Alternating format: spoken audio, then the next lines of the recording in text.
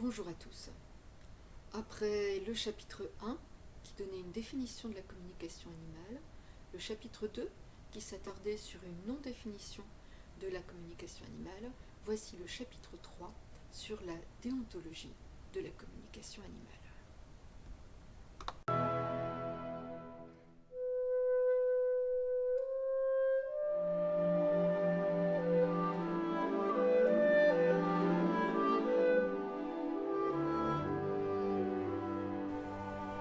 Nous allons donc aborder la déontologie de la communication animale.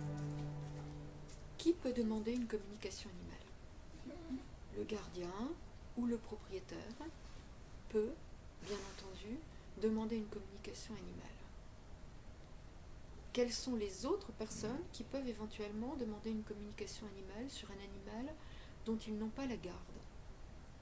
Eh bien, les personnes qui vont en avoir une garde temporaire, je pense là au SPA, au LPA, au refuge. Les personnes qui vont intervenir sur la santé de l'animal ou sur son bien-être pendant un moment déterminé. Je pense par exemple aux vétérinaires, aux toiletteurs, aux comportementalistes. Pourquoi ces professionnels peuvent-ils alors avoir besoin de la communication animale ? Parce qu'à un moment donné, dans l'acte qu'ils vont faire avec l'animal, ils vont avoir besoin de connaître soit un état physique, soit un état émotionnel, soit un état mental qui peut les freiner dans leur acte et qui surtout perturbe le bien-être de l'animal. Je vous donne un exemple concret. Un chien qui a eu une très mauvaise expérience lors d'un toilettage, pas forcément du fait du toiletteur, mais parce que lui a très mal vécu cette expérience et qui du coup maintenant refuse tout toilettage.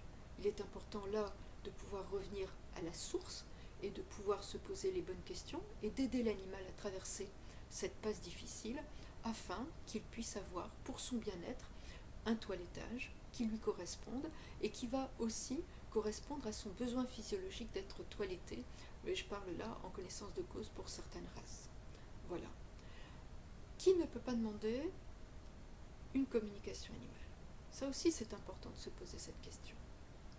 Eh bien, si nous voyons un animal dans la rue avec un propriétaire, nous ne pouvons pas demander de communication animale à cet animal, sachant qu'après, nous ne pourrons pas aller porter la parole au propriétaire.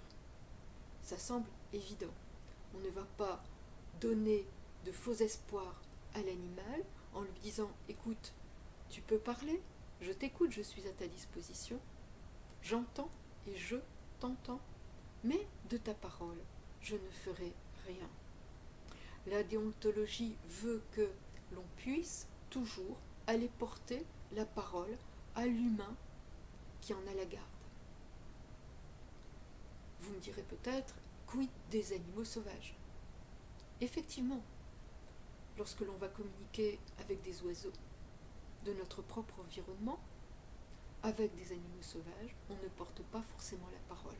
Mais là, nous avons un discours directement avec eux. Donc là, c'est autre chose. On est dans une discussion que eux peuvent aussi souhaiter, de la même façon que l'on peut aussi avoir de la communication avec d'autres êtres. Je parle là des arbres, mais aussi de la terre en elle-même. Je vous remercie pour votre écoute.